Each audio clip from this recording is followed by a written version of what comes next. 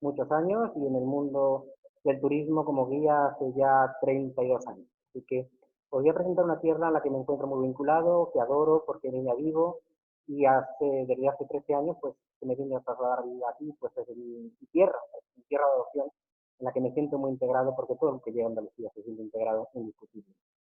Vamos a hablar en general un poquito sobre Andalucía, vamos a hablar un poquito sobre cómo ha llegado a ser Andalucía lo que soy y parándonos sobre todo en Sevilla, que es la provincia que más nos ocupa o quizá la que más proyección internacional tiene. Toda la historia, los monumentos, la cultura andaluza tiene que ver mucho también con la situación geográfica de España y de Andalucía en el mundo. Hay que tener en cuenta que España y Andalucía se sitúa entre dos mares, el Océano Atlántico y el Mar Mediterráneo, y es el nexo de unión de dos continentes, el continente europeo al norte y África al sur. Están provinciados a lo largo de su historia una gran cantidad de pueblos, de culturas que nos han colonizado, que se han asentado, nos han dejado el enorme patrimonio cultural y artístico que tenemos en Andalucía y que ha llegado hasta nuestros días. Andalucía es una región que ocupa al sur de la península ibérica, tiene una superficie de unos 87.200 kilómetros cuadrados y una población más o menos de unos 8.400.000 habitantes. ¿eh? Le hace ser una de las regiones de España, autonomías de España más grandes, y está compuesta, como veis en el mapa, por 8 provincias que veremos cómo se han ido formando a lo largo de toda su historia. Andalucía se sitúa geográficamente en lo que se llama la vega del río Guadalquivir y es su capital, por excelencia, la ciudad de Sevilla. Es una tierra que se encuentra geográficamente entre dos sistemas montañosos. Tierra Morena, como veis aquí al norte, que la separa de Castilla y de Extremadura, y al sur dos cordilleras paralelas, las cordilleras bética y subbética, que la separan del mar Mediterráneo. En medio de las dos cordilleras, una enorme vega fértil y una enorme llanura que coincide con todo el transcurso del río Guadalquivir, cuya historia está unida indiscutiblemente a la historia de Andalucía. El río Guadalquivir, que, como les digo, forma esta gran región donde se encuentran las principales ciudades más pobladas de toda Andalucía. Andalucía es un país, es una región de contraste. Tenemos, por ejemplo, desde las zonas situadas a nivel del mar, como ocurre en toda la costa del Océano Atlántico y del Mediterráneo, donde la altura media es 7 metros sobre el nivel del mar, a, paradójicamente, el pico más alto de la península ibérica, que se encuentra aquí, en la provincia de Granada, en la Sierra Nevada, en el pico del Mulhacén, con 3.478 metros de altura. Miguel Además, Ángel, sí, perdona que te interrumpa. Me están diciendo que se escucha como un poquito con eco. ¿Por casualidad no tendrás unos auriculares con sí, micrófono? Pues sí, sí, un momento. Auriculares con micrófono, y me los van a traer inmediatamente, mis asistentes, que los tengo aquí. Muchas gracias. Pues Es todo que un yo creo equipo que técnico. hay mucho eco, ¿no? Porque yo creo que el techo es alto. Es que estoy hablando de una casa típica sevillana, ¿no? Con su patio interior y entonces hay eco. Correcto, Por lo- entonces se escucha con Pero el... bueno, lo solucionamos rápido. Con mis asistentes, como te digo, tengo todo un equipo técnico aquí a mi disposición. Y no hay problema. Bueno, pues continúo hasta que me traigan los cascos. Mira, pues como te digo, es un país una región de contrastes, desde la altura del mar, nivel del mar, hasta la máxima altura de la península. Vamos a ver, vamos al lío. Esto lo ponemos. Bueno, para los que no lo sepáis, el hijo de Miguel Ángel se llama igual que yo, se llama Alberto. O sea que... Alberto, es tu tocayo. Espérate que aquí me está conectando aún. Y a otro. ¿Ahora se oye mejor? Muchísimo mejor, qué gusto. Perfecto, pues ya tenemos el aporte. Muchas gracias, Alberto. Bueno, Gracias. además, climatológicamente también se encuentra en la franja mediterránea con un clima generalmente suave a lo largo de todo el año, pero también con grandes contrastes climáticos que pasan, por ejemplo, desde las zonas desérticas de la provincia de Almería, donde incluso han llevado a grabar películas del oeste, las zonas de las provincias de interior, Jaén, Córdoba y Sevilla, a el clima, digamos, continental de estas provincias del interior. Además, también tenemos desde estas zonas desérticas al punto donde más llueve de toda la península ibérica, aquí en la sierra de Grazalema, donde tenemos el índice de pluviosidad más grande de toda Europa. De manera que, como os digo, una región de contrastes y situada en un lugar estratégico en el contexto europeo, en el contexto del mar Mediterráneo Atlántico, que ha determinado en gran medida su historia y su cultura. Además, hay que hablar en esta vega del Guadalquivir de algo muy importante que hay que empezar a conocer ya. Justo en la desembocadura del río se forma esto. ¿Esto qué son? Estos son las marismas del Guadalquivir. Un ecosistema de unas condiciones climáticas donde se organiza una reserva de la biosfera con animales y plantas protegidas. ¿Y qué es una marisma? Es una parte del relieve de Andalucía, pues es el lugar donde se juntan las aguas del río Guadalquivir, aguas dulces en su desembocadura, con las aguas saladas del Océano Atlántico, cuando suben las mareas. Esto da lugar a uno de los parques naturales más importantes a nivel mundial, de los otros que tiene también Andalucía, como la Sierra de Grazalema, el Cabo de Gata, que es el Parque Natural de Doñana, del que hablaremos después. Cuando uno entra en Andalucía, generalmente en nuestros circuitos entramos desde Castilla, entramos desde la meseta, empezamos a ver que el paisaje nos va cambiando. Y empezamos a ver esos bosques, esos paisajes con estos árboles que se van diseminando por todo el territorio. El alcornoque, de donde se obtiene también el corcho. Veis aquí los árboles que se desprenden de su corteza y se obtiene el corcho. Las encinas, que producen esos frutos, las bellotas, junto con los alcornoques, que son la base alimenticia de una de las joyas gastronómicas de la zona, el cerdo ibérico, donde se obtiene el jamón. El pino mediterráneo, que también se distribuye sobre todo en las zonas costeras, sobre todo en la provincia de Huelva, donde tenemos una de las extensiones de pinos más grandes de toda la península. Aquí vemos el pino piñonero y demás. El olivo. Hablar de Andalucía es indiscutiblemente hablar de los olivos, del aceite de oliva, del oro verde, ¿verdad? Base de la gastronomía mediterránea y junto con Grecia, Italia y Portugal somos los 4 mayores productores de aceite de oliva en el Mediterráneo. El almendro, este árbol que tiñe de blanco la primavera de Andalucía, porque si una estación es importante en Andalucía y es bonita, es la primavera, cuando todo se tiñe con las flores de los almendros y de los naranjos, y el olor a azahar invade las calles, las ciudades, que junto con el incienso en la Semana Santa son los olores de la primavera sevillana. Y por fin, el eucalipto, la última especie, también en la zona mediterránea y sobre todo en el Parque Natural de Doñana, Reserva Natural de la Biosfera. Este Parque Natural de Doñana se encuentra entre las provincias de Sevilla, Huelva y Cádiz, en la desembocadura del río Guadalquivir. En esta confluencia, donde se encuentran las marismas del Guadalquivir, es donde se encuentran unas reservas naturales, como digo, más importantes de Europa. Allí, la cría del caballo, el famoso caballo andaluz, que proviene de aquí, de las marismas del Guadalquivir, de la provincia de Huelva, de Doñana. Ya tenemos escritos del siglo VIII, época de la dominación árabe, cuyos primeros caballos que entran en África provienen de aquí, de estas marismas, que junto con los cruces que se hicieron después, deriva el caballo jerezano, el caballo español y el caballo andaluz. Entonces son 2 razas muy cotizadas a nivel internacional y provienen de aquí, de las marismas del Guadalquivir. Especies en estas lagunas de muchos pájaros, sobre todo el flamenco, que constituye una de las especies de aves más importantes y más extendidas en el parque. Un flamenco con un plumaje mucho más claro del que estamos habituados a ver, que solamente se da en estas marismas debido a la alimentación que tienen en estas aguas. Y sobre todo, esto, dentro de la fauna del parque, la joya de la corona, el lince ibérico, especie protegida cuyos ejemplares solamente se conservan en el parque. Actualmente existen unas 60 parejas de linces que cada año tienen sus crías y que suponen uno de los animales más hermosos que contamos en esta península ibérica y en estas tierras andaluzas, dentro de este parque de Doñana, que, como les digo, pertenece a las tierras de Sevilla, Huelva y Cádiz. Hermosísimas playas salvajes que también tenemos en Andalucía, en estos parques naturales, a las que solamente se puede acceder andando, porque todavía no ha llegado la explotación del turismo, afortunadamente. O bien vamos caminando por la costa kilómetros, o bien nos adentramos a través de las dunas en estas playas salvajes. Se permanecen así porque son espacio protegido y están la mayoría de ellas dentro del parque. Y un fenómeno natural también que se da en este parque Doñana, las dunas móviles, estas grandes dunas arenosas que se van trasladando, por eso se llaman móviles, y que llegan incluso a cubrir grandes extensiones de pinares. Permanecen durante 5, 10, 15 años, al cabo de los cuales se han movido y los pinos que han enterrado milagrosamente están tal y como estuvieron cuando se cubrieron. Han seguido vivos y sí han seguido creciendo bajo estas arenas de las dunas móviles. ¿Veis? Aquí está el mar, el océano Atlántico, los pinares y las dunas móviles en estos espacios vírgenes.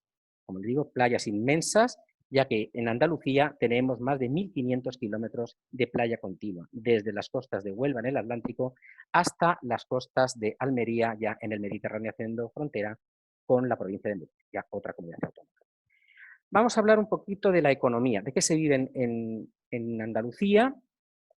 Pues sobre todo somos productores de aceite de oliva. El oro verde es aceite que es la base de la dieta mediterránea y que exportamos al mundo entero. Cereales, trigo, cebada, maíz, arroz, que son también una de los cultivos más importantes y de lo cual se deriva una industria, de la poca industria que tenemos, que es la industria de transformación agroalimentaria. El algodón es una belleza cuando los campos en la final de la primavera, a principios del verano, se llenan de algodonales con esas flores tan características donde todo el paisaje se tiñe de blanco y son realmente kilómetros y kilómetros de una belleza inimaginable. El viñedo, por supuesto, la vid, los famosísimos vinos del Jerez, vinos de todo tipo, tanto vinos de aperitivo, como puede ser vino de Jerez, de la manzanilla, el fino, vinos de postre, dulces, como son los vinos de Málaga Virgen, el Moscatel, o también vinos de mesa en la región del Condado o de Cádiz, con la uva que tenemos aquí, que es la uva Palomino, porque prácticamente todos los vinos que se producen aquí en Andalucía son vinos blancos, vinos, como digo, de aperitivo, postre o mesa, pero derivados en su mayoría de este tipo de uva, la uva Palomino. Naranjos. Tenemos aquí en España la mayor producción de cítricos de toda Europa, en la región de Huelva, en la provincia de Huelva. Y también, no solamente en el campo, en las ciudades como Córdoba, Sevilla, Granada, Málaga, tienen en sus calles plantados naranjos como árboles urbanos que hacen que al estallar la primavera el milagro de sus flores de azahar perfumen el ambiente y ya sepamos que la primavera ha llegado a Andalucía. Limones, también como estos cítricos. Y en la ganadería, siguiendo este sector primario, se producen vacas de carne, ovejas, cabras, pero son dos los animales que podemos decir son las joyas y las estrellas de la producción ganadera en Andalucía. El toro de Lidia, estas dehesas, de la provincia de Sevilla, es una de las provincias que más dehesas de toros de Lidia tiene, y en toda Andalucía se cuentan más de entre 135 y 150 dehesas que se dedican y fincas a la cría del toro de Lidia. Y la joya de la corona dentro de la ganadería, el cerdo ibérico, el cerdo negro. Este cerdo que pasta en las dehesas alimentándose de bellotas y que cuando ya es adulto se produce la matanza y se obtiene, entre otros productos, el producto estrella que es el jamón con denominación de origen jamón ibérico, donde se encuentran los secaderos en la provincia de Huelva y también en la provincia de Cádiz, perdón, Cádiz no, Granada. Pero el cerdo de Granada en su mayoría es el cerdo blanco. El estrella es el cerdo negro, donde se obtiene esos jamones ibéricos tan cotizados en la gastronomía de España y exportados al mundo entero. En cuanto a la pesca, tenemos muchos kilómetros de costa, también tenemos mucha pesca. Atún rojo, en la provincia de Cádiz, que se expone a Japón como principal cliente de este producto. Pescados azules, el boquerón, la sardina, la caballa, el jurel. Pescados blancos, como la corvina, la merluza. Mariscos de concha, como son, por ejemplo, las chirlas, las coquinas de la provincia de Huelva, las almejas y las cañaillas, algo que forman parte de la gastronomía también de la zona. También tenemos las gambas, la gamba blanca de Huelva, otra de las joyas de la corona en la gastronomía, el langostino de Sanlúcar. Y esto que solamente se da en las aguas atlánticas de esta zona, el choco, que es un cefalópodo que podemos decir se encuentra en una especie intermedia entre el calamar y la sepia, pero con una carne mucho más jugosa y mucho más tierna. Se come frito, en salsa, y también es una de las capturas más comunes y más importantes de las costas andaluzas. En recursos energéticos tenemos minería de extracción de metales, que ahora en la historia veremos arrancó en el año 1200 a.C.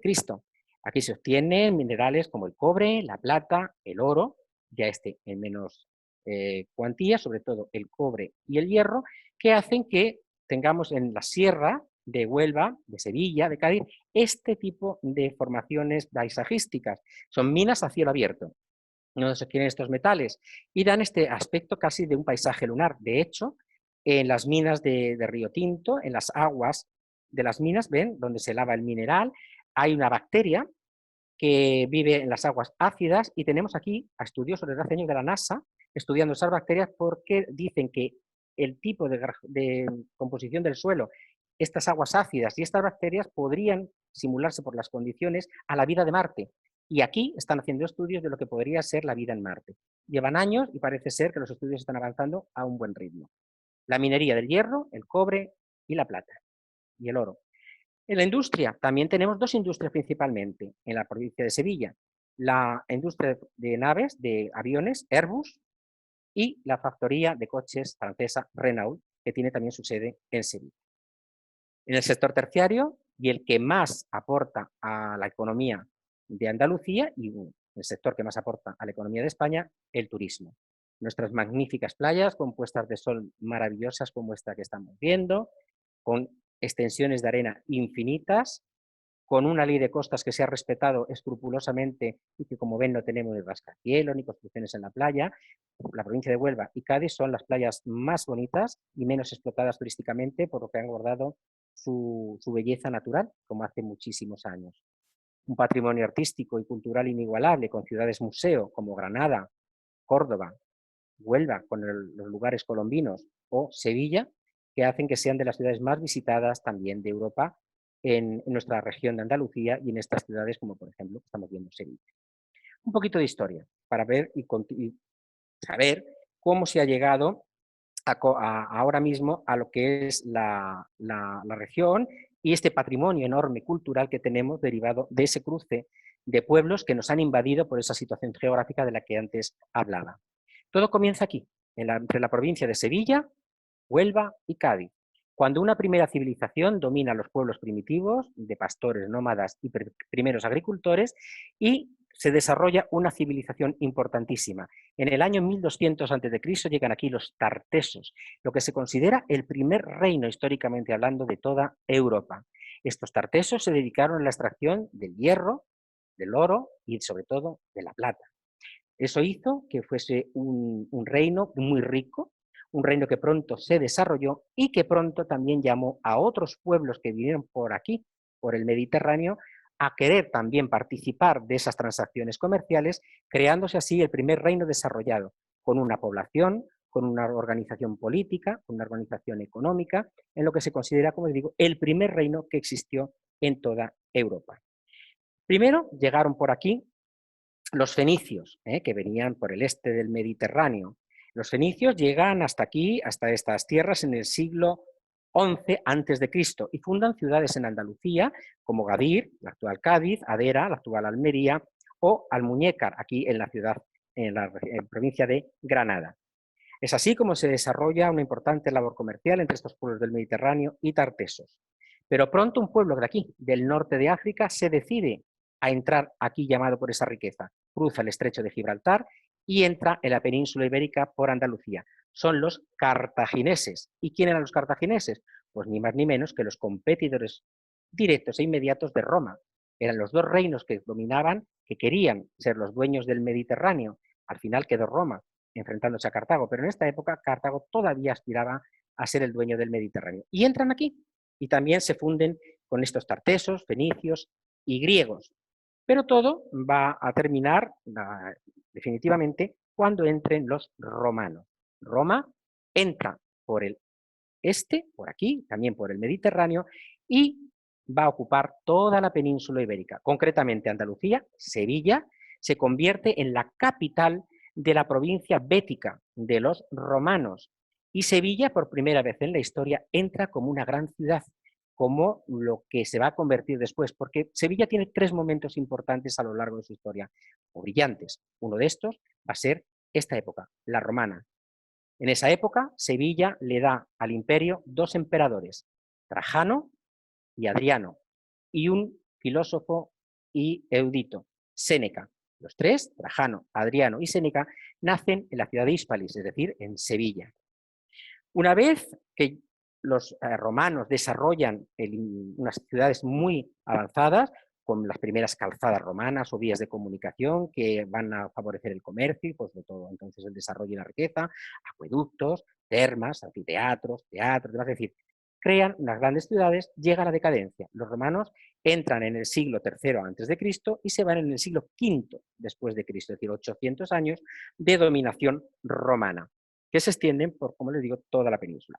Luego, los romanos son invadidos por pueblos que vienen del norte de Europa, suevos, vándalos y alanos, a los que ellos llamaban los bárbaros, pero eso no se quedan 50 años. ¿Por qué? porque llegan los visigodos, que vuelven a ocupar prácticamente la península. Todo esto es el reino visigodo.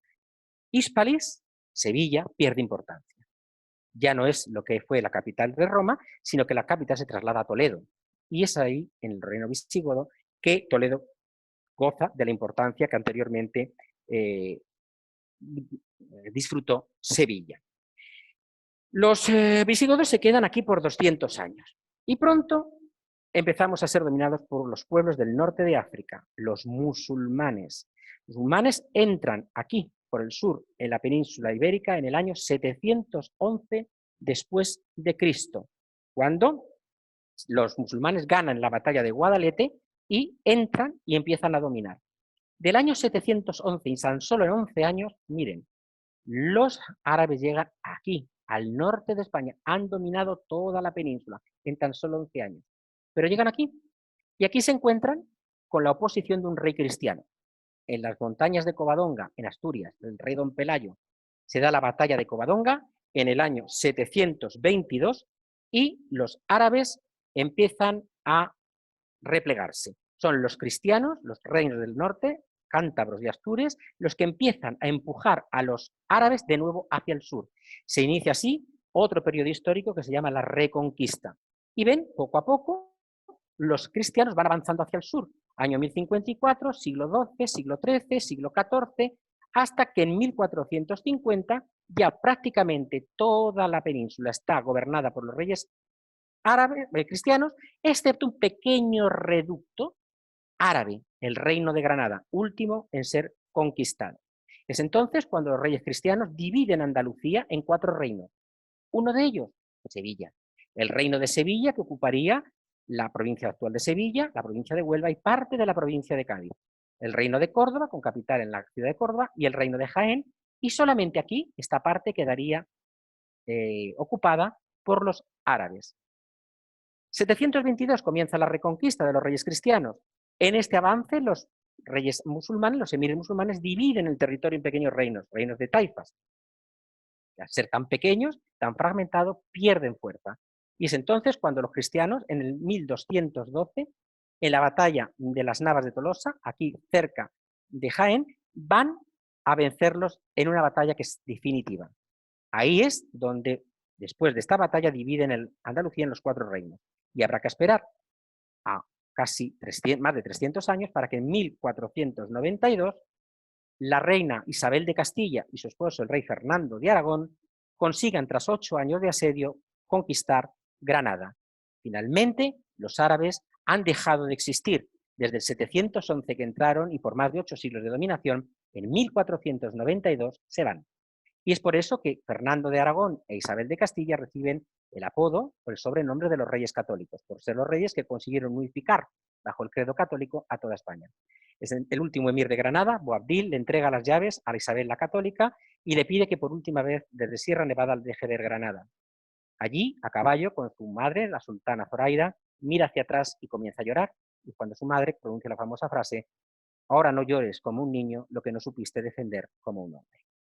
Pero 1492 no es solamente la pérdida de los musulmanes, no es solamente la ocupación por parte de los cristianos y de los reyes católicos de toda España. Lo más importante quedaba por llegar. El 3 de agosto de 1492, Cristóbal Colón sale de aquí, muy cerca de Sevilla, de la ciudad de Palos de la Frontera, de ese pequeño puerto, el primer viaje a América. La reina Isabel confía en Cristóbal Colón, convencido por los monjes franciscanos de la Rábida, vende sus joyas incluso para poder hacer los navíos, las carabelas famosas de Colón, y en ese primer viaje Colón llega a las islas de Haití, Cuba y Puerto Rico, volviendo de nuevo a Portugal, a Lisboa, y de Lisboa a Palos. Vendrán después 4 viajes más, desde el año 1492 hasta el año 1502. Y ahí, señores, es cuando Sevilla vive su época dorada. Se convierte en la capital de Occidente, la gran ciudad, la gran metrópoli. ¿Por qué? Muy sencillo, por su río, el río Guadalquivir, que le trae la riqueza. Los barcos llegan desde América y entran a través del Guadalquivir en Sevilla. Sevilla se convierte en la gran metrópoli. Es donde llegan las mercancías, sobre todo el oro de América, que sirve para pagar las deudas de guerra contraídas por los reyes católicos, pero también desde Sevilla parten todas las mercancías a otras partes de España y de Europa. Es tal el comercio, la riqueza, el volumen comercial que tiene, que se hace imprescindible el construir un primer organismo que vaya a organizar todo eso, y es la Casa de Contratación de Sevilla. En este edificio, en esta institución, Sevilla mueve toda la riqueza que viene de América. Es ahí donde se fijan los precios de todas las mercancías que llegan de América, y Sevilla se convierte en la capital de Occidente y en la ciudad más rica en ese momento prácticamente del mundo. Además, en ese momento se empieza a gestar el gran imperio español, que tiene su máxima extensión en los reinados del nieto de los reyes católicos, Carlos V, y su hijo Felipe II. Pero muere Felipe II y entran reyes débiles, reyes que sumen a toda Andalucía y a España en una gran decadencia, Felipe III, Felipe IV y Carlos II. Y es durante el reinado de Felipe IV cuando un personaje sevillano vuelve otra vez a Sevilla a ser protagonista, el primer ministro de este rey, el conde duque de Olivares sevillano, va a dar lugar a una subida de impuestos enorme, abusiva, porque empiezan a llegar barcos vacíos, ya no vienen cargados de oro, se acabó la época dorada de las colonias de España, empiezan a perderse y hay que seguir recaudando dinero, enormes impuestos que subyugan al pueblo, que lo mantienen en la más absoluta pobreza y que da lugar a revueltas sociales que acabarán finalmente en el año 1700, cuando muere el último rey de Austria sin sucesión, en una guerra de sucesión. Por una parte, al morir sin sucesión este rey, están los candidatos de Francia, el nieto del rey Luis XIV, y por otra parte los partidarios de un rey austriaco de la misma casa que había reinado en España hasta entonces, los Habsburgo. Ganan los franceses. Y sube el duque d'Anjou, Felipe V, como rey absolutista, igual que su abuelo, un rey autoritario, absolutista, que prácticamente es el que va a gobernar sin contar con nadie. Se revuelven contra el rey. Estas revueltas son sofocadas con crueldad y sus cabecillas ejecutados. Y es así como a este rey se debe el reparto provincial, o sea, elimina los 4 reinos históricos de Andalucía, uno de ellos el de Sevilla, y divide la región en las 8 provincias que actualmente tenemos. La capital la traslada a Madrid y esto supondrá la decadencia absoluta de Sevilla y de Andalucía hasta bien entrado ya el siglo XIX. Durante 100 años, el siglo XVIII, un siglo de decadencia y de olvido absoluto de Andalucía. Pero en el siglo XIX entra un nuevo invasor. Llega Napoleón Bonaparte, el dueño de Europa, el artífice de la política del mundo prácticamente en esa época. Llega a España y toma España, casi toda la península, a excepción de una ciudad, el sur de Sevilla y Cádiz. Es por eso, y por ser el único reducto que no está en manos francesas, que la corte se traslada a Cádiz. Y allí se elabora la primera constitución, la primera ley de libertad democrática de la historia de España, la Constitución de 1812. Primer paso hacia el final del absolutismo monárquico y de la nueva conquista de las libertades. Es la época también de la Revolución Industrial, la industrialización de Sevilla, convirtiéndose a Sevilla y otras provincias en la segunda región o zona más industrializada de España después de Cataluña.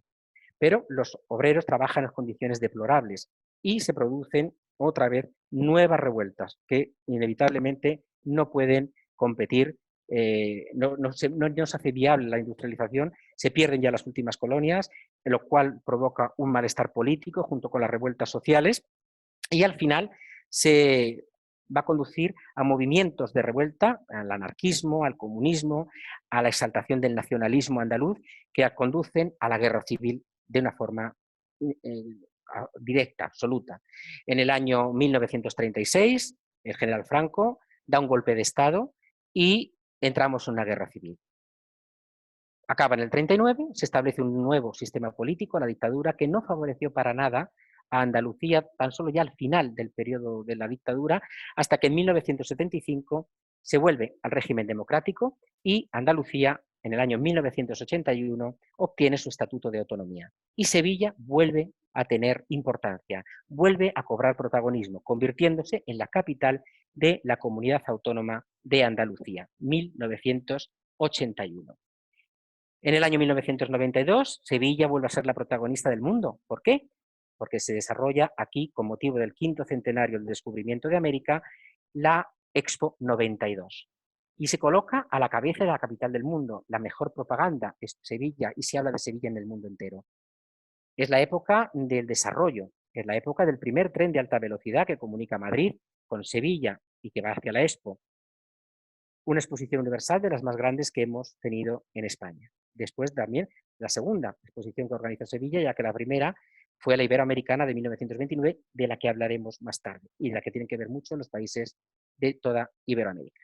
Bueno, y ya después de este breve recorrido histórico, ¿no?, que hemos hecho para entender un poco cómo ha llegado a ser y las etapas históricas brillantes de Sevilla, vamos a conocer un poco sus monumentos. Todo eso que han dejado, los visigodos, los tartesos, los musulmanes, los cristianos, vamos a ver cómo se traduce eso en todo lo que hay que ver en Sevilla. En primer lugar, Sevilla tiene un propio escudo que le fue dado por el rey Fernando III el Santo, el rey católico que luchó y arrebató Sevilla a los árabes, en el que está representado él, como lo vemos aquí, con los dos obispos que son los eruditos de Sevilla, San Isidoro y San Leandro. Y este escudo o este estandarte, que es el de Sevilla, que también se lo otorga el rey Fernando III el Santo. Es como un jeroglífico. La sílaba no, esta especie de madeja o nudo, y la sílaba do. Si lo leemos todo seguido, no me ha dejado, no me ha dejado, no me ha abandonado, en agradecimiento del rey a que Sevilla le fue fiel durante todo el asedio a los musulmanes. Escudo y estandarte de Sevilla que perdura hasta nuestros días. La ciudad de Sevilla. La ciudad de Sevilla se encuentra en la vega del río Guadalquivir, como vemos aquí, ese río que trajo la riqueza y las épocas doradas de Sevilla. Tiene dos partes, divide la ciudad. Esta parte es la más antigua, donde se encuentra todo el casco histórico de la ciudad, donde se encuentra la ciudad musulmana, el resto de la ciudad musulmana, la renacentista, la barroca. Y aquí, al otro lado, las ciudades finales del siglo XIX y XX, con dos barrios, el barrio de Triana y el barrio de los Remedios, unidos por este primer puente, el puente de Triana. Esta es la calle Betis, de esa que Bética, la provincia bética, ¿se acuerdan? Romana, que los romanos la pusieron por nombre al río, ya que el primer nombre del río Guadalquivir fue el río Betis. Las tres épocas doradas, como hemos dicho, Tartesos, cuando fue la capital del imperio, y en las Cortes de Cádiz. Vamos a empezar a ver sus monumentos. La catedral, uno de los monumentos principales de la ciudad de Sevilla. La catedral gótica más grande del mundo y el tercer templo cristiano católico más grande del mundo, después de San Pedro del Vaticano y San Pablo.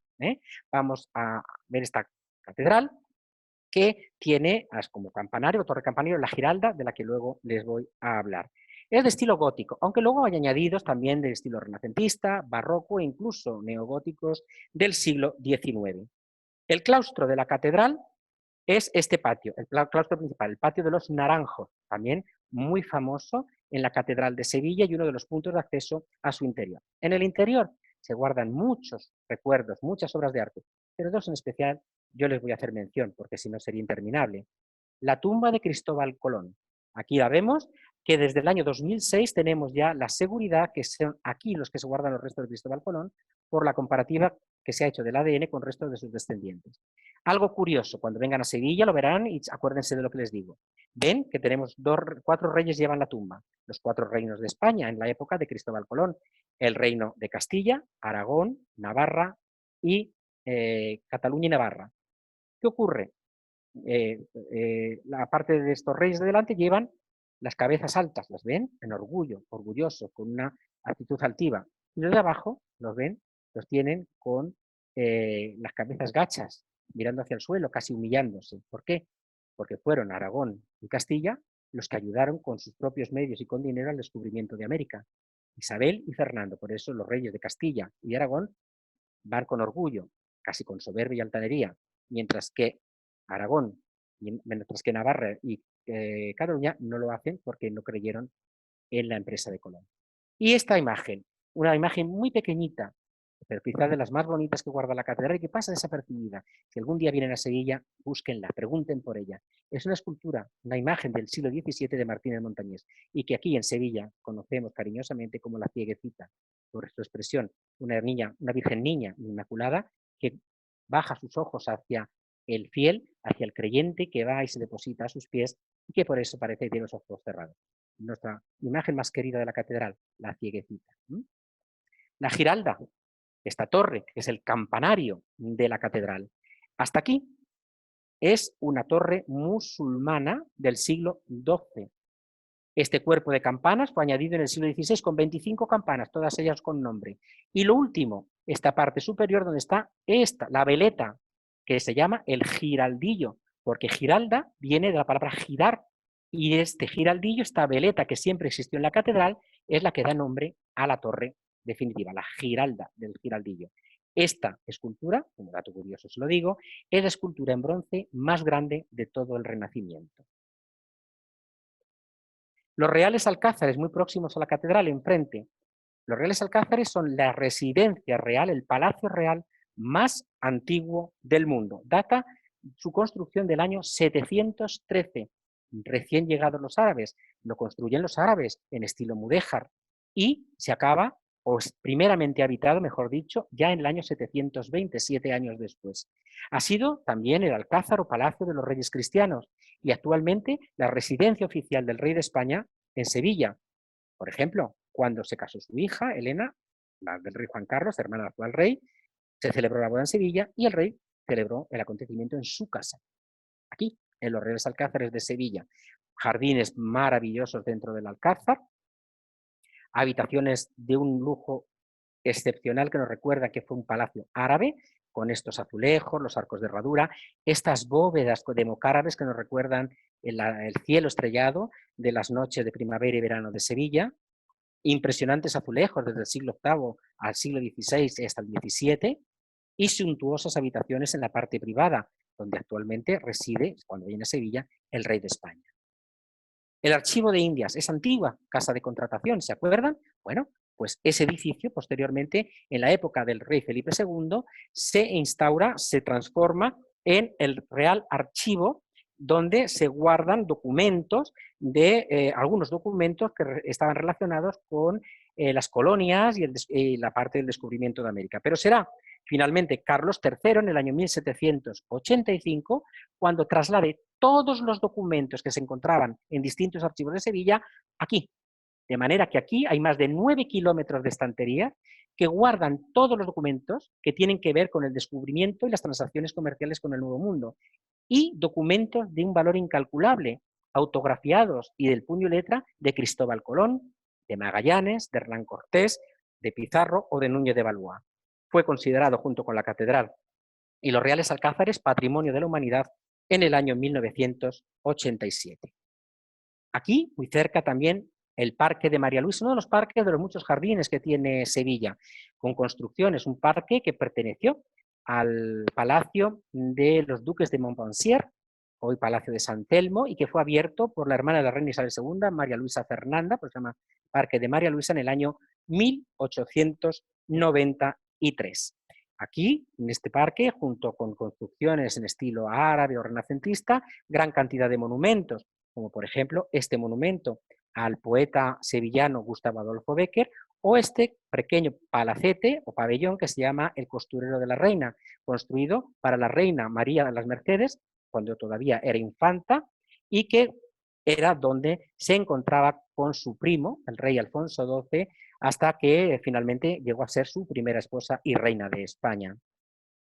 La Plaza de España, también formando parte de los Jardines de María Luisa, y que fue el pabellón español en la exposición iberoamericana del año 1929. Esa primera exposición que organizó el gobierno español en Sevilla, claro, lógicamente porque estaba destinada al hermanamiento de las antiguas colonias de España en América. La forma, como pueden ver, tiene la forma de un semicírculo que nos recuerda mucho a San Pedro en el Vaticano y que está inspirado en esta plaza. ¿Por qué? Porque se pretendía que esta forma fuese los brazos de España que abraza a sus antiguas colonias, se hermana con sus antiguas colonias. La plaza está surcada por un canal de 500 metros, que entonces había barcas, se podía navegar, y 4 puentes, como el que vemos aquí, de cerámica sevillana, que representan los 4 reinos antiguos de Andalucía. Fue el pabellón de España y tras la exposición se trasladó ahí la Capitanía General de Sevilla, que sigue siendo todavía su sede, y el Museo Militar. Todo alrededor de la plaza se sitúan bancos de cerámica, como este que estamos viendo, en el que están representadas las 50 provincias de España. Y miren, algo curioso, ya en la época, ven aquí, estos 2 templetes, hay siempre en los bancos estos 2, donde había libros, revistas, prensa, para que la gente que venía aquí y quería sentarse pudiera también dedicar tiempo a la lectura. La Torre del Oro. a orillas del Guadalquivir, la Torre del Oro, que es una torre que fue construida en el siglo XII, en la época también de dominación árabe. Tiene 3 cuerpos, este que es el original del siglo XII, este del siglo XIV y este del XVI. Se llama la Torre del Oro, hay muchas explicaciones, pero 2 son las que más se pueden, digamos, creer, ¿no?, de que viene su nombre. Por una parte, algunos estudiosos e historiadores dicen que se debe a los reflejos, como vemos aquí dorados, que proyecta la torre en los días soleados sobre el río Guadalquivir y que se debe a su material de construcción, el barro y la cal. También porque en esta torre, que además de defender el río, era una torre defensiva del río, se recaudaba el impuesto de las entradas de los barcos hacia el puerto de Sevilla y se pagaba en moneda de oro, con lo cual también por ahí puede ser que derive el nombre de la Torre del Oro, torre defensiva del río Guadalquivir. Otro de los rincones, y muy recomendable si vienen a Sevilla, es visitar y pasear por el encantador barrio de Santa Cruz. Un barrio que fue creado por el rey Fernando III el Santo como la judería, ya que Sevilla fue la ciudad judía más grande de España después de Toledo. Toledo fue la más grande y en segundo lugar Sevilla.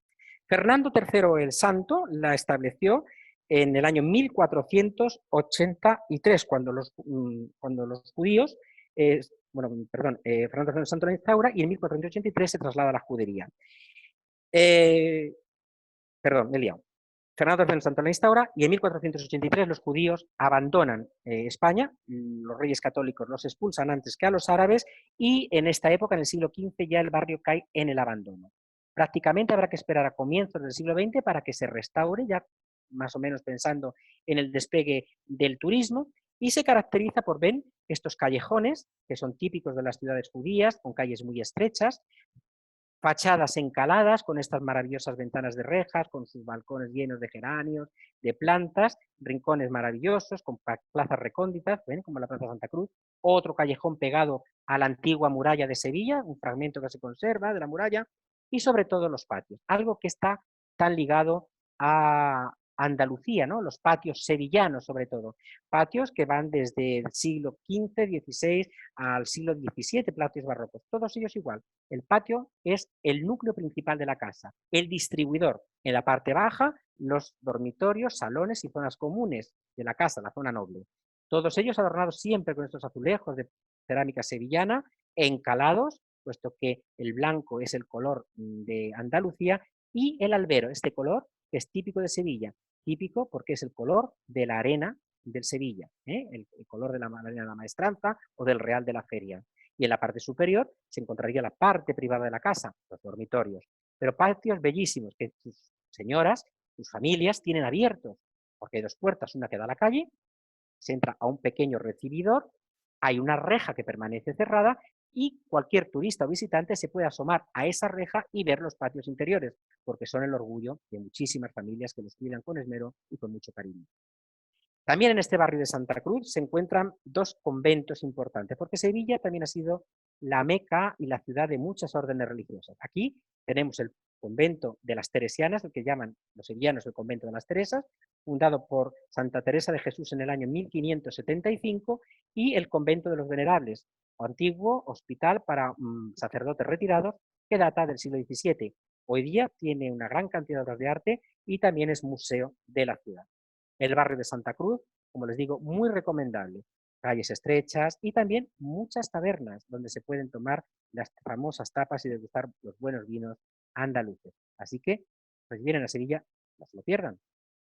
El Palacio de las Dueñas, un palacio de los muchos también que tiene Sevilla, porque Sevilla ha sido una ciudad que muchos miembros de la nobleza no han podido resistirse a su encanto, no han podido resistirse al embrujo de sus calles, a la alegría de su gente, a la alegría de su flamenco, de sus sevillanas, de sus rumbas, y la gente cuando ha querido pasarlo bien, cuando ha querido tener una casa en un lugar bonito, tranquilo, amable, se ha venido a Andalucía, como he dicho yo.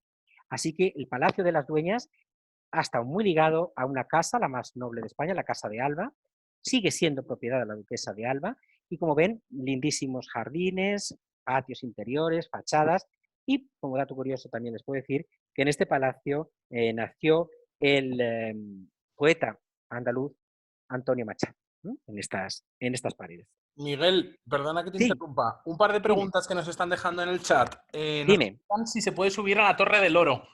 Por supuesto, se suele subir a la Torre del Oro y a la Giralda, a ambas. Hay una pequeña entrada que cuesta 7, 8 euros y se puede subir. En la Giralda es muy cómodo de subir porque no hay escaleras, son rampas, porque fue una torre que se construyó para poder subir a caballo. Como había que subir 5 veces al día al canto del muecín, pues lo hicieron para que el que cantaba pudiera subir a caballo. Así que es muy fácil de subir, muy cómodo y se puede ver unas maravillosas vistas de todo Sevilla. Estupendo. Nos preguntan si tú subes a caballo a diario a la torre. Y el caballo es que lo tengo yo allí en la cuadra y no lo tengo yo muy a mano, pero bueno. Si se da el caso, yo subo a caballo o como quiera. Y la otra pregunta, que se ha perdido Gilda se ha perdido, ¿cómo se llama la casa del barrio de Santa Cruz? Casa, del barrio, Has, ¿qué casa? has hablado de creo que Los era conventos. de los conventos, era de los conventos, ¿no? El convento de las Teresas, que es fundado por Santa Teresa de Jesús en 1575, y el convento Hospicio de los Venerables, para sacerdotes retirados del siglo XVII.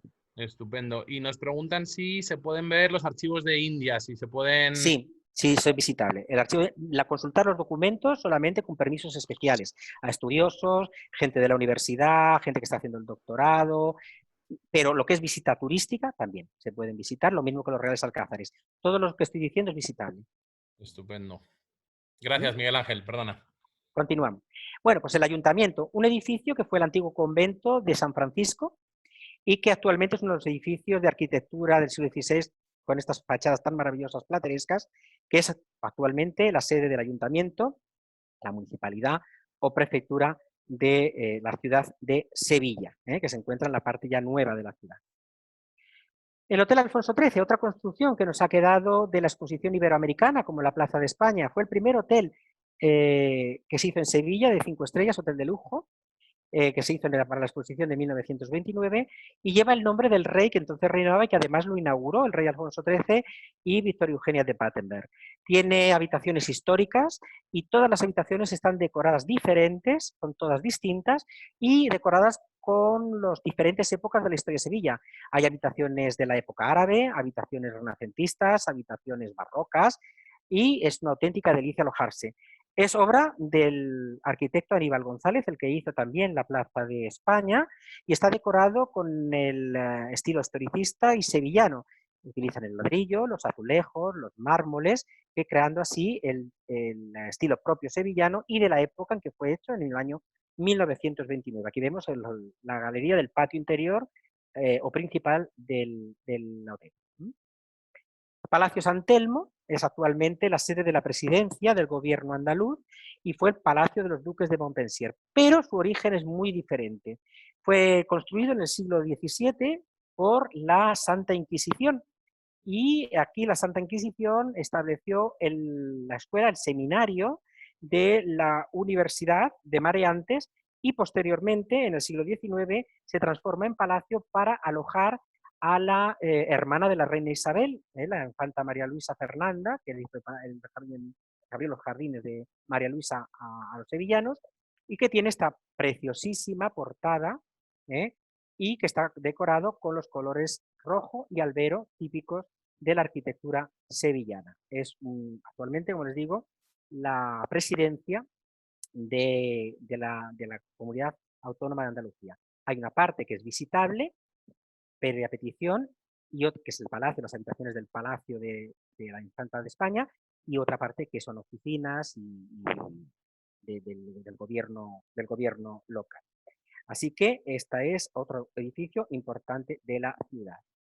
La Real Fábrica de Tabacos, un edificio muy, muy, muy famoso, y a lo mejor ustedes ni saben por qué, ¿no? Pero lo han visto muchas veces. Bueno, la Real Fábrica de Tabacos es actualmente el rectorado de la Universidad de Sevilla, pero fue la antigua fábrica donde se hacía el tabaco. De América llegaba el tabaco y aquí se hacían los puros, los cigarros, y se hizo muy famoso por una ópera, la ópera Carmen, ya que aquí era donde trabajaba Carmen la Cigarrera, en Sevilla, la famosa ópera también de Debussy. De manera que tenemos todavía ahí esa fábrica de tabaco.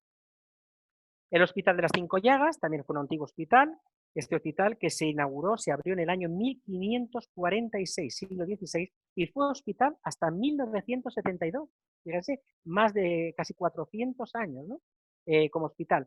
En 1972 el edificio se abandona, empieza a deteriorarse y hay que esperar a que se proceda a la instauración de la Comunidad Autónoma de Andalucía en 1981 para que se empiecen a acometer las obras de restauración y finalmente en el año 1992 se instaura definitivamente ahí el Parlamento de Andalucía. Y fíjense una cosa curiosa, en esta diapositiva de la derecha, ven que es una iglesia, porque dentro del hospital había una capilla, una iglesia, la iglesia del Cristo de las Cinco Llagas.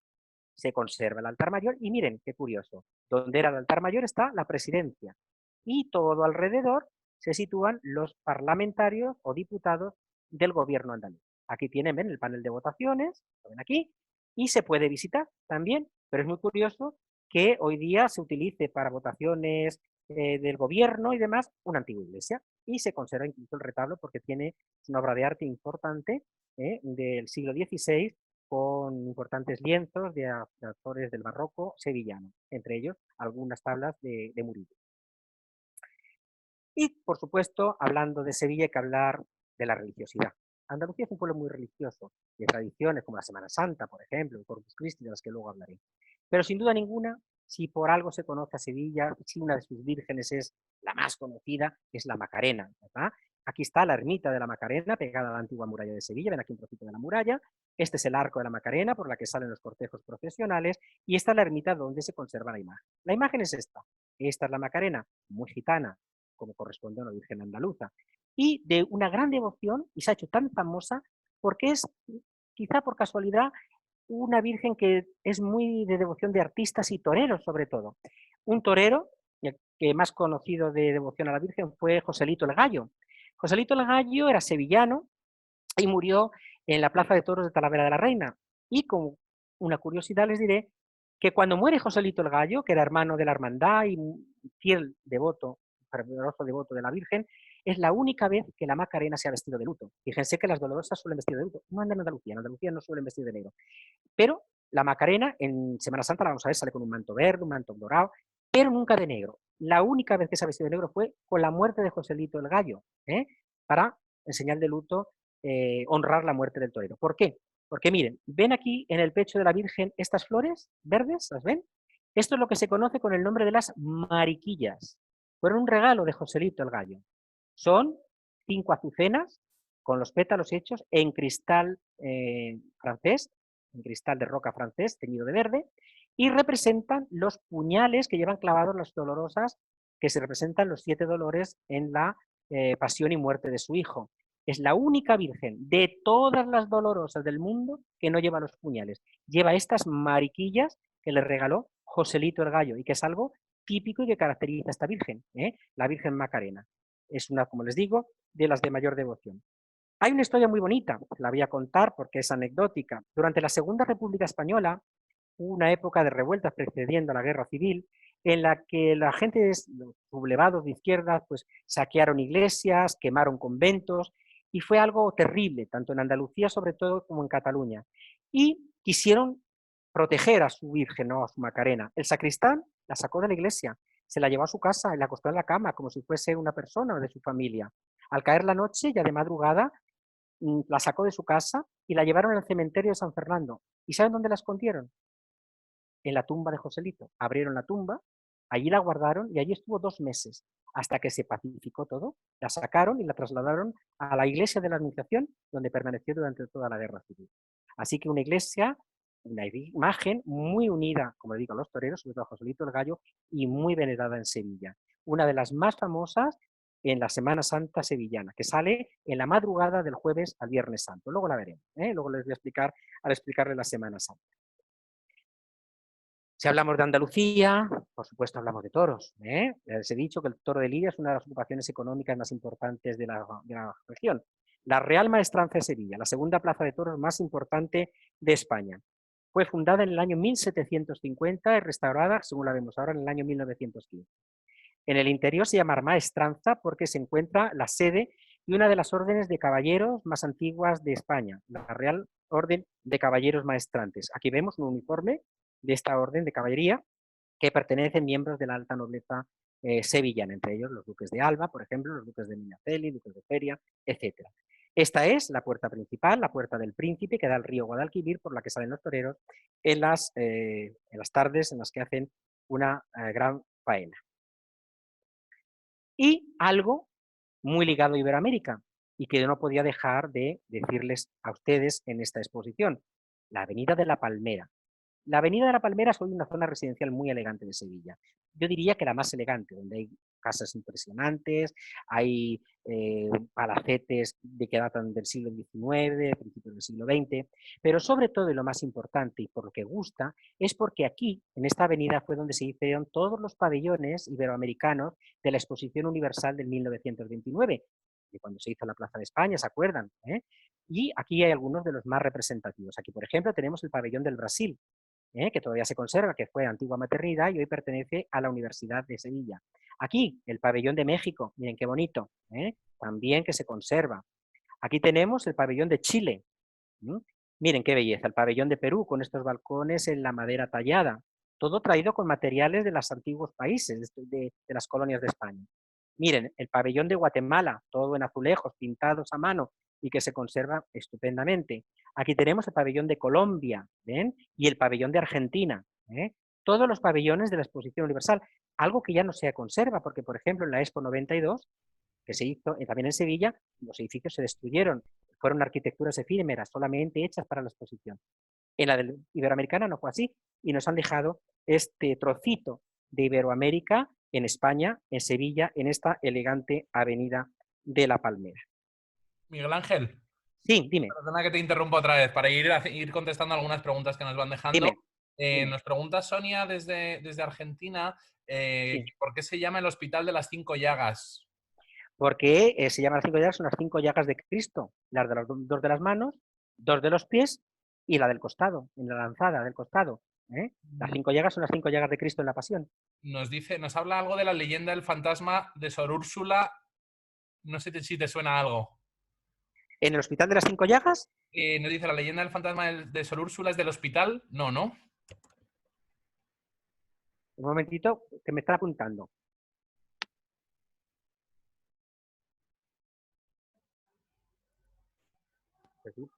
Ah, ven, si me dice mi mujer, que es de aquí de la tierra, que ella es de aquí, que dice que sí, que hay una monja, Sor Úrsula, que estuvo cuidando a los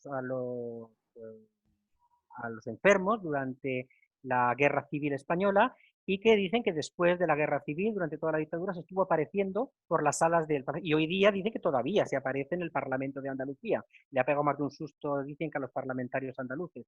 Bueno, hay mucho fantasma también en el Parlamento, ¿no? Poco les ha asustado, les asusta un poquito más. ¿Algo más? Nada más, muchas gracias. Nos preguntan de qué expo son los pabellones de la Avenida de la Palmera. Bueno, ya lo has dicho, pero de la exposición iberoamericana, ¿no? ¿De qué época? ¿De qué exposición? Debe ser que no la exposición iberoamericana del año 1929. 1929, perfecto. Exacto. Sevilla ha tenido 2 exposiciones universales, la iberoamericana de 1929 y la Expo de 1992, la del 5º centenario.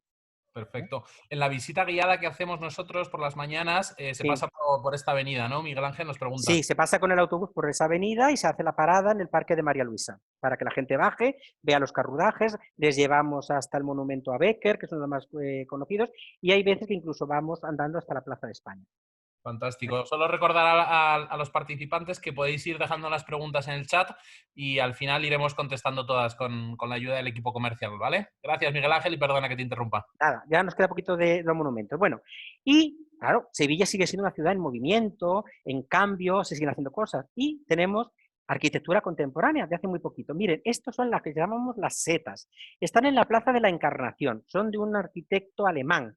Y fíjense qué curioso, es una arquitectura muy curiosa. Son 4 pilares de hormigón, ven aquí 1, 2, 3 y 4, y luego volado, todo volado, es una estructura íntegra en madera.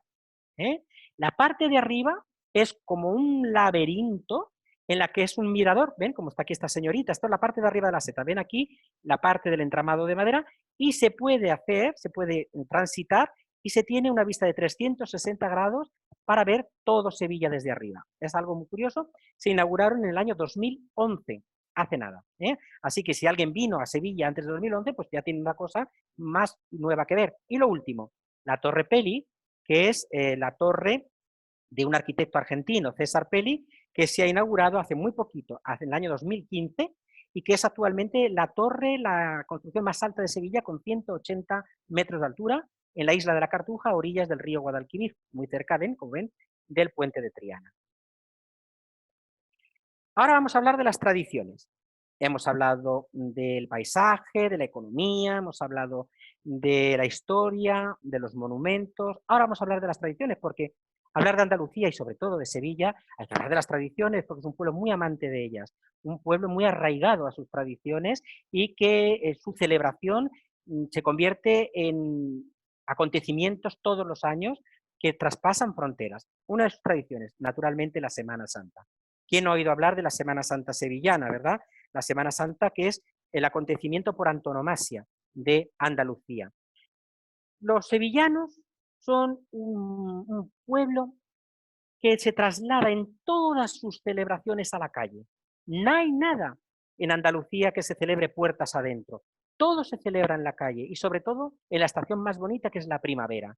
La primera de estas celebraciones en toda Andalucía, pero sobre todo, como digo, la de más proyección internacional, es la Semana Santa de Sevilla. Miren, toda la ciudad se transforma, como ven aquí. Estos son palcos. Aquí se colocan sillas para que la gente pueda ver pasar esos cortejos de procesionales durante toda la semana. La Semana Santa se extiende desde el Domingo de Ramos al Domingo de Resurrección, y estos cortejos procesionales son organizados por las hermandades o cofradías de Semana Santa. Como les digo, hay una parte que es la carrera oficial, que es por la que discurren todos los pasos, que es donde están estos palcos. Y como ven, son cortejos, que van acompañados por los penitentes, el paso de la Virgen, de lo que ahora hablaré, personalidades que van con las varas de mando y una serie de personajes cuyos principales les voy a explicar ahora. Pero hacerles hincapié en que todas las celebraciones se trasladan a la calle, pero no solamente en el recorrido oficial, sino en la calle. Miren, esto es el centro de Sevilla en una procesión de Semana Santa. ¿Ven? Ahí está la parte por la que van pasando, está la carrera oficial, aquí están los palcos, pero todo el mundo está en la calle. Son muchos los personajes que intervienen en la Semana Santa, ¿no? Primero decirles lo que es un paso. Se llama paso la estructura, donde están colocadas las imágenes de Cristo, de la Virgen y de los otros personajes que intervienen en esa pasión de Cristo, porque se representan escenas de la pasión. Lo primero que hay que hacer mención, los costaleros. Los costaleros son los hombres que portan esos pasos y los llevan en andas sobre los costales. Se llaman costaleros porque esta especie de turbante que llevan se llama el costal, que va plegado de una manera muy definida para que estas vigas, que son vigas de madera, descansen sobre el cuello, la parte trasera del cuello, y trasladen estas imágenes por las calles de Sevilla. Esto es una auténtica penitencia, porque todo es una estación de penitencia. Se va rezando, se va sufriendo, se va haciendo penitencia. Debajo de cada paso puede haber hasta 50 costaleros para cargar el enorme peso, porque hay pasos que pueden llegar a pesar 300, 400 o hasta media tonelada. Ven, esto es un ensayo y esto es ya el paso el día de la salida. Este es un paso de una virgen porque es de plata, luego lo veremos. ¿Ves? Van uniformados, generalmente de blanco, con sus zapatillas y se van turnando. Son cuadrillas que se van turnando porque las procesiones pueden empezar a las 12 del mediodía, a la 1 de la tarde, a las 2 de la tarde y acaban de madrugada. Por lo tanto, hay que turnarse. Los costaleros, personajes importantísimos que intervienen en la Semana Santa, sin los cuales no habría Semana Santa, porque no se podría sacar los pasos a la calle. Junto con los costaleros, los nazarenos o penitentes, que van ataviados con una túnica y este capirote, que llevan tapada la cara. Hay que salir ya vestido de casa con el capirote puesto. No te deben de reconocer por la calle, porque eres un penitente. Generalmente portan un cirio de cera, otros portan objetos litúrgicos de la hermandad, otros, como este señor que se llama diputado de orden, va organizando el cortejo, y casi todos llevan un rosario y van rezando durante las 6, 7, 8 o 10 horas que dura esta estación de penitencia. Hay hermandades, como por ejemplo la Macarena, que es esta que está saliendo aquí ahora, que pueden llevar un cortejo de hasta 4.000 o 5.000 penitentes. Y todos, las Cristos y las Vírgenes, van acompañados de una banda de música que van interpretando las marchas de Semana Santa. Un espectáculo absolutamente inolvidable. El enorme patrimonio que se echa a la calle en esta época es incalculable. pasos de plata, coronas de oro, joyas que han sido donaciones a las vírgenes, pueden llevar piedras preciosas, diamantes, corales, esmeraldas, y todo ello está en la calle, pero con un enorme respeto y devoción en esos días de la Semana Santa. Estos son los pasos, ¿ven? Los pasos de las vírgenes, siempre en plata y siempre cubiertos. Por eso se llaman pasos de palio, porque las vírgenes van bajo palio. Y estos son los pasos que se llaman de misterio, donde están los Cristos. Las vírgenes siempre están, los palios, sujetos por 12 columnas de plata, que simbolizan los 12 apóstoles que acompañaron a la Virgen en la pasión y muerte de Cristo y hasta el final de sus días. La parte de arriba del palio es el cielo del palio. Y estos volantes que rodean el palio son las bambalinas, que cuando es una hermandad de gloria, es decir, que va con banda de música, se mueven cuando van caminando los costaleros. Y si no, y si es una hermandad de silencio, estas bambalinas van cosidas, no van ondeadas, sino que son rectas, porque son hermandades de silencio. La parte de atrás, la candelería de cola, y en la parte de adelante se llena de cirios de cera que acompañan a la Virgen durante todo el recorrido. Al Cristo son pasos de madera dorados con pan de oro, también de grandes artistas. Y los Cristos llevan flores, miren, ven, esto es todo un manto de flores, que si es un Cristo que se representa vivo, como es aquí el caso de la oración en el huerto, son claveles rojos. Si lleva muerto, si es un crucificado, las flores son moradas. Y las vírgenes siempre con flores blancas o en colores pastel. Miren los mantos, auténticas obras de arte. Este manto es único. Este manto perteneció a la Virgen del Valle de Sevilla y hoy está en la hermandad de la oración en el huerto de Huelva, de aquí, de mi ciudad. Es la Virgen donde está nuestra Virgen de nuestra cofradía, por eso la he puesto, no voy a poner otra, porque sería como ser infiel, ¿no?, a nuestra Virgen. Miren qué manto más maravilloso. Este manto no está bordado en oro, como normalmente se bordan, o en hilos de plata, sino que está bordado en hojilla de plata, una lámina muy fina, y es un manto que es único en la Semana Santa de todo el mundo. Es del siglo XVII y su valor es incalculable, igual que la corona que porta, la corona de plata del siglo XVII. Y este es el manto de la Macarena, la que vimos en Sevilla. Miren, en verde, porque es la Esperanza Macarena, y es un manto de color de esperanza, de color verde.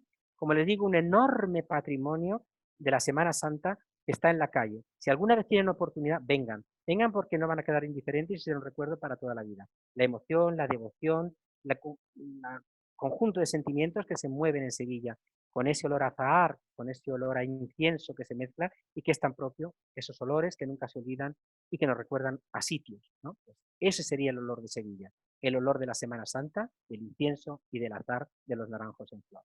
Venga, les va a gustar. Y aquí en Andalucía, como solemos decir, lo mismo nos apuntamos a las penitencias que a las glorias, de manera que 2 semanas después de la Semana Santa, ese recogimiento, esa devoción, esa penitencia se transforma en juerga, en divertimento, en comer, en beber, en bailar, en la Feria de Abril de Sevilla. ¿Cómo surge la Feria de Abril? Pues fíjense, algo curioso. La inventan o la instauran 2 empresarios que no eran ninguno sevillano, un catalán que se llamaba Narciso Bonaplata y un vasco, José María Ibarra, que piensan en hacer en el sur de España, en la ciudad de Sevilla, una feria de ganado. En ese momento, en 1846, las ferias ya se habían instaurado desde la Edad Media, pero de Sierra Morena para arriba, es decir, en Castilla. Eso era, y se desarrollaban en invierno, ¿no? En León, en Zamora, en Palencia, en Valladolid, en Zaragoza, pero en el sur no había ferias de ganado. Estos señores plantean al Cabildo Municipal de Sevilla que les dé permiso para hacer una feria también de ganado, una feria de muestras en Sevilla, y se lo plantean al Consejo Municipal. Finalmente se obtiene el permiso y en el año 1847 la reina Isabel II concede a Sevilla el privilegio de ser ciudad ferial, pero con una condición: no debía de ser en invierno, para no hacer competencia a las que ya tenían derechos adquiridos desde la Edad Media, y dice que tiene que ser en primavera. Pero claro, ahí con la Iglesia hemos topado, y la Iglesia dice, en primavera no, que no coincide con la Semana Santa. Lo importante es la Semana Santa, no la feria del ganado. Y es por eso que un Real Decreto reforma la reina Isabel y dice que tiene que ser mínimo 2 semanas después de terminada la Semana Santa, es decir, 2 semanas después, 2 domingos después del Domingo de Resurrección. Y es así como hasta nuestros días ha llegado. 2 semanas después comienza la Feria de Abril de haberse celebrado la Semana Santa. Esto, claro, empieza a celebrarse la Feria del Ganado. ¿Y qué pasa? Que hace un calor de muerte en Castilla y en invierno hace un frío que te pelas, pero aquí ya en primavera ya empezamos a tener calor. ¿Y qué ocurre? Que esos primeros ganaderos que tenían su ganado empiezan a poner toldos, pequeños techados de lona, que después ya van transformándose en pequeñas tiendas de campaña, donde ofrecen algo de beber porque hace calor, la gente quiere beber, luego empiezan a servir comida. Es así como surge la tradición de las casetas de feria, como actualmente lo vemos en esta diapositiva. Miren, estas son las casetas típicas de la feria. Miren, todas las chicas y señoras, todas las mujeres vestidas con los trajes de gitana, los trajes de flamenca, maravilloso, los hombres de traje, porque se iba a hacer negocios. Y esa tradición de vestir elegante los hombres con corbata se ha seguido manteniendo, aunque se vaya a cantar y a bailar, a comer y a beber. Es la feria de Sevilla. Miren lo que es una caseta por dentro. Como les digo, los andaluces se trasladan a la calle y durante la semana de feria los andaluces nos gusta decir que trasladamos nuestra casa a la caseta de feria. Miren, se montan y se desmontan todos los años. Una caseta por dentro. Cada uno la decora, arregla sus posibilidades, porque como les digo, es como su casa. Y como cada uno tiene su casa, arregla su poder económico, en la feria ocurre lo mismo. Hermandades, también asociaciones que adornan su caseta. Trasladan espejos, cuadros, cerámicas, todo es válido. Y lo decoran con estas sillas típicas de madera con el asiento de Enea pintadas a mano. Es así como las casetas, hay algunas municipales, casi todas, el 90% de las casetas son privadas, porque como les digo, es como la casa de los sevillanos. Y hay que entrar en ellas si se es invitado o miembro de la asociación o de la hermandad. Hay otras públicas, como son los ayuntamientos, algunas empresas, pero el 90% son privadas. Hay dos ferias, podemos decirlo, la feria de noche y la feria de mañana. La feria de mañana son totalmente distintas. La feria de mañana es más vistosa, quizá, de cara a la galería, porque por la mañana se hace el paseo de caballos y carruajes. Miren qué maravilla. Hasta las 5 de la tarde, por el real de la feria, se va a caballo, se va en calesa, se va en coche de caballos o se va en carroza. Y hay dos tipos de carruajes. El carruaje español, que es este que tenemos aquí, ¿no ven? Que los caballos van enjaezados al estilo goyesco, los jinetes, los acompañantes y lacayos van vestidos con la chaquetilla corta, traje andaluz y el sombrero cordobés, el sombrero de la ancha. Y luego está la que tenemos aquí a la derecha, la montura que es inglesa, que se viste con la levita, las calzas blancas, las botas altas y la chistera. Y los carros son mucho más sobrios. Digamos que hay en la feria hay un concurso de tiro que se hace unos días antes de la feria para ver cuál es la carroza o el coche de caballo más elegante.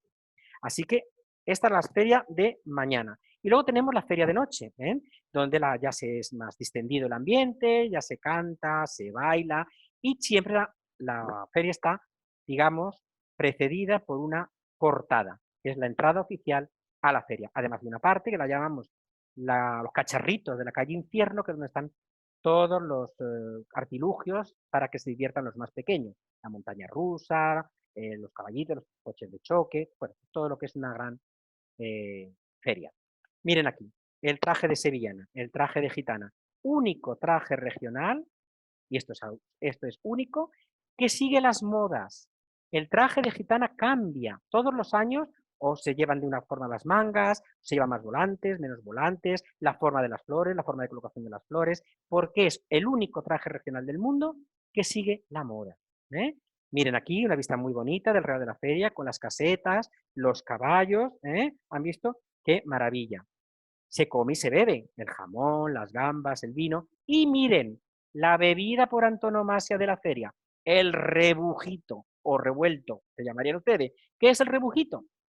Pues es el vino de manzanilla mezclado con Sprite, porque claro, hay que rebajarlo, porque todo el día bebiendo, al final acaba uno con un cohete que no se tiene en pie.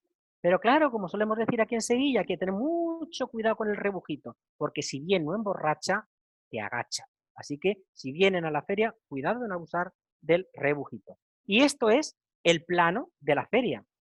La feria ocupa 450.000 metros cuadrados, 450.000 metros cuadrados, y este año pasado había 1.047 casetas. Se divide todo el Real en 15 calles que llevan nombre de toreros famosos sevillanos. Todo el recinto se llama el Real de la Feria.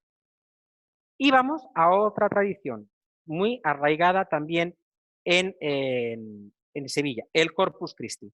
que también se hace el 8º domingo después del domingo de resurrección. Es decir, la Semana Santa es el punto de partida a todas esas fiestas y tradiciones de Sevilla. El Corpus Christi se celebra la Eucaristía, ¿no? Digamos, se celebra el misterio de la Eucaristía. En las calles se montan estos altares, como vemos, en los barrios, y sobre todo esta custodia de plata del siglo XVI que sale a procesionar por las calles de Sevilla. Otra tradición del Corpus, ven aquí la catedral, la custodia, son estos niños, los seises, que son niños que bailan desde el siglo XVII una danza de respeto. Se hace el día del Corpus para honrar el sagrado sacramento de la Eucaristía en la catedral, o bien cuando hay un acontecimiento especial, cuando por ejemplo hay una boda real, como ocurrió en la boda de la infanta Elena de España, o cuando viene un presidente de gobierno, un jefe de Estado, cuando vino el Papa, también bailaron estos niños en la catedral de Sevilla, los seises. Bueno, pues ya un poquito que hemos hablado de las 3 tradiciones más importantes, la Semana Santa, la feria y el Corpus, vamos a hablar de la gastronomía, porque también forma parte de la cultura. Claro, uno va a Sevilla y va, ¿a qué? A comer tapas, ¿verdad? Las famosas tapas, o como en México las llaman las botanas. ¿De dónde viene la palabra para designar esos aperitivos de tapas? Bueno, pues hay 2 explicaciones, una más popular y otra más oficial. La popular dice que en el siglo XVI los taberneros, los bodegueros de Sevilla, que tenían en su propia casa para servir el vino, pues veían que los hombres, que eran los que iban a las tabernas, las mujeres no, se emborrachaban. Claro, cuando se les subía el vino a la cabeza, pues era muy normal que se formaran peleas, reyertas, se sacaran las navajas, hasta el punto que el índice de delincuencia y de inseguridad en las calles de Sevilla fue ya muy preocupante. De manera que a los bodegueros se les ocurrió a decirle a sus mujeres que estaban en las cocinas que de lo que estaban preparando de comida para ese día, les prepararse unos platitos pequeños para que pudiesen comer algo y así rebajar los efectos del alcohol. Claro, la sanidad y la limpieza no eran muy común en aquella época y los clientes, que si bien eran borrachos, no eran tontos, ponían ese plato con esos garbanzos o con esa carne o con cualquier cosa encima del vaso para que no cayese la suciedad y las moscas. De esa costumbre de tapar el vaso con ese plato viene el designar a esos aperitivos las tapas que tapaban esos vasos.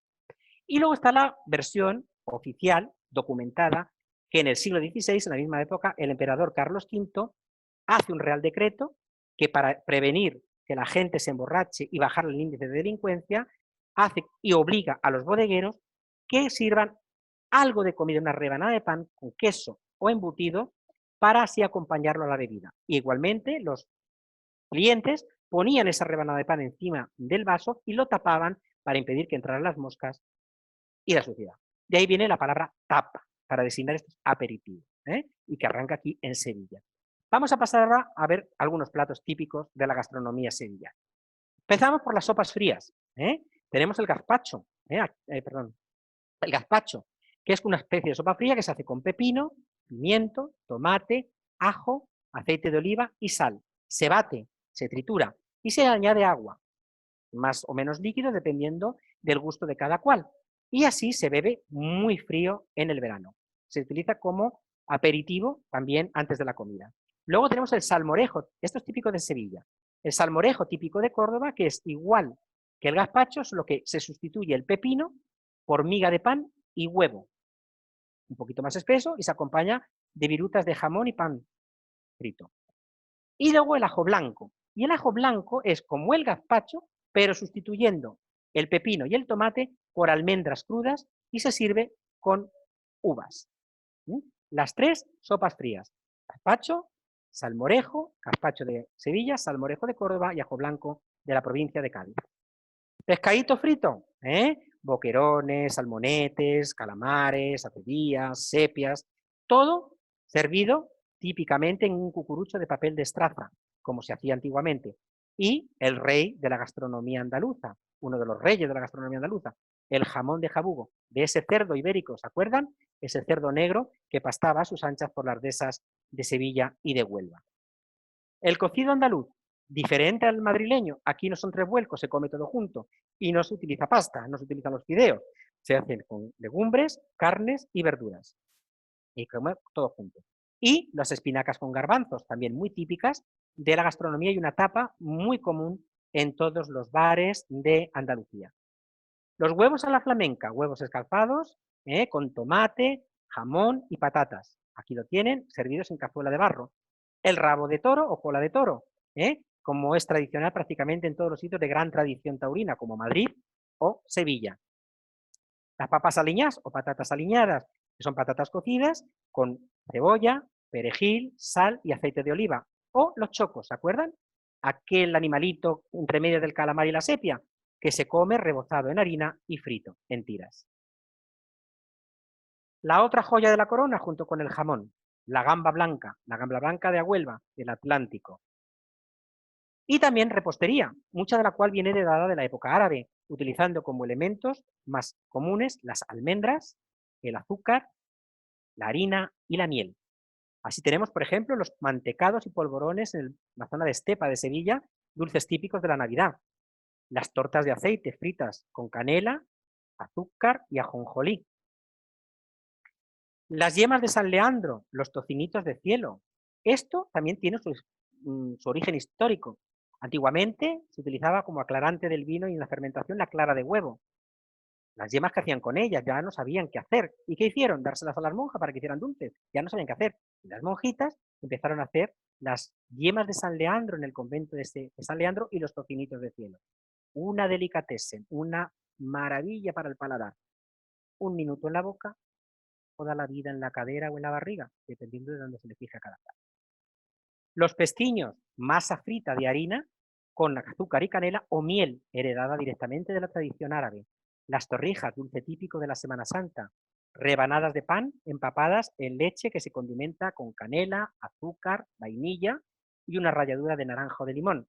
Se rebozan, se empapan en esa leche, se rebozan en huevo y se fríen. Y luego se desecha almíbar o miel.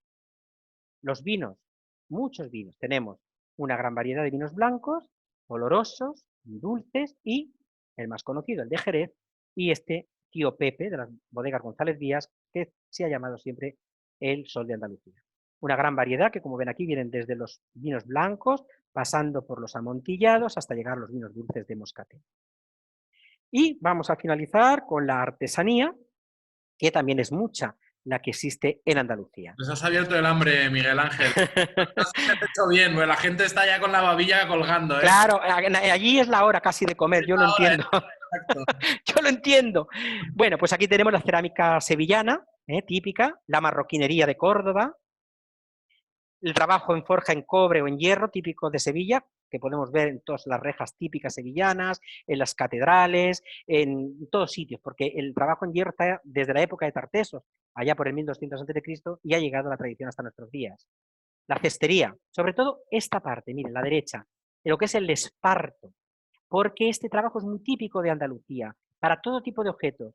Y lo más típico, si vienen a Sevilla y sobre todo en el barrio Santa Cruz, van a ver estas esteras, ¿ven? Que están aquí abajo, que se utilizan para tapar las ventanas y los balcones, descansando sobre las barandillas de los balcones, para evitar el frío, perdón, el calor, para proteger del calor, como unos toldos. Estos espartos se pueden mojar y refrescan mucho el ambiente en las casas. Junto a ello, pues cestos, canastos, etcétera, y el mimbre que también se trabaja mucho en Andalucía. Así que, señores, como yo les suelo decir, si les he podido orientar y han visto que Andalucía merece la pena, es una región, Sevilla es una ciudad dentro de esta región llena de tradición, de contrastes, de cultura, de arte, de monumentos, pero lo más importante, lleno de buena gente. 8 millones de andaluces, señores, estamos deseando recibirles con todo el cariño para que su estancia en nuestra tierra sea inolvidable. Por favor, vengan a Andalucía, ven a Sevilla, les esperamos. Bueno, muchísimas gracias, Miguel Ángel, por la presentación. Muchísimas gracias por la invitación. Yo me quedo con la invitación, sobre todo. O sea, que pronto me tendrás por ahí, espero. Bueno, pues cuando queráis, pero venir de poquitos en poquitos. Exacto, de poco a Yo poco. encantado recibo en casa, pero de poco a poco. No todo junto. Bueno.